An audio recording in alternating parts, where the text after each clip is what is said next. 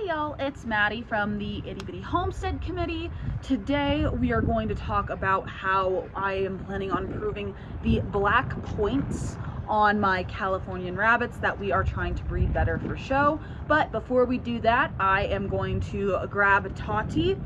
She should be around 14 days in her pregnancy. We're gonna get a weight on her and we're gonna palpate her to see what we think and if she actually caught this time. So let's hop into that.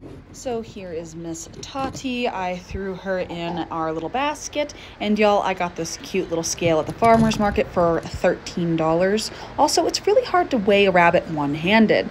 And here you see me with Tati kind of palpating her to feel. I'm not feeling any individual kits, but her uterus is feeling tighter than normal and larger than normal, so I am taking that as a good sign that she is pregnant and she did catch this time. With that being said, I could be wrong because palpating is an art form that takes a lot of time and practice, but we shall see here in about 2 weeks, and I am going to treat this as a pregnancy because she also did gain some weight, so very happy with this at the moment. I also want to point out how wonderful she is being. This is a completely different rabbit than when we brought home.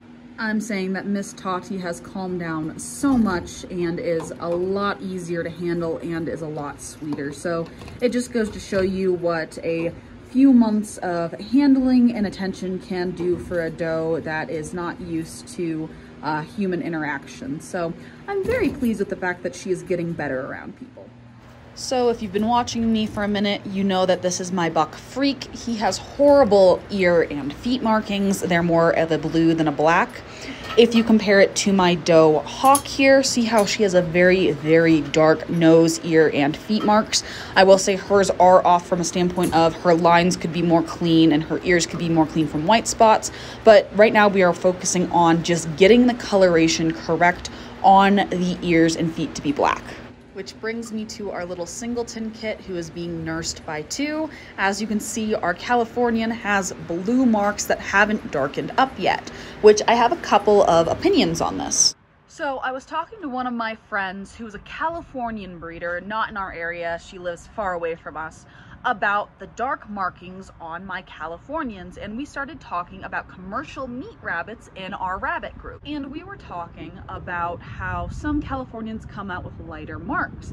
And she got into the history of Californians in that this was one of the very first commercial rabbits that were raised in air conditioning, which improved the climate of which the rabbits were living and improved those dark markings that you see that are classic Californian. So her theory is that not only are dark markings genetic, but you can also improve those markings with proper air conditioning under 65 degrees. Meaning that if I have an animal such as Freak who has those blue markings, in theory, if I were to keep him in an air-conditioned area for 3 months, it could darken up his markings and improve him for show. I'm not gonna lie, I am very skeptical. Not saying that she doesn't know what she's talking about. She's been raising and showing Californians for years. So if she has that knowledge, it's definitely there. But I am still one of these people that I'm kind of like about it. So I definitely want to try it out. So I talked to Danny and he said that I could keep some Californians in the basement to test this theory out to see if we can darken up those marks, which I'm super excited about. So plan 1 for darkening up those marks is putting my bunnies in air conditioning. Is it going to work? I don't know. When I wean that little kit off of mama, if it is a girl, I am going to bring her into the basement for the next 3 months or so just to test that theory out to see if those marks darken up. Because in theory, by the time I would get her to a senior show, she would be beautifully marked, which brings me to my next point when it comes to black on the usable pelt of my does. Let me show you something. If you look at my buck Freak, on his chest and neck, he does not have any black at all. Compared to my does who do have these black marks on their neck and around their teats. The SOP does say that a doe can have a little bit of black on the dewlap, but that's besides the point. The reason why these does have these off black marks like this is because every time a doe pulls fur, or every time that there's fur pulled, the coat turns that kind of smutty black color. You look at Hawk's face right here, see how she has those stripes on her face? That's from her rubbing her nose in between the wires on the cage. Now, when talking to my friend, she said that this would go away, including the black spots around my doe's nipples, but she would have to shed them out first. If you look at Tati here, she has this random little black mark right here from when she's pulled fur there before. Hello, Tati girl. So, if I want to show properly marked Californians, I have a couple of options in this category. So my option is either take my senior does, retire them and let them shed out in order to have that clean white coat, or I can take my younger does and get their grand champions on them before they hit a year old when I would want to breed them.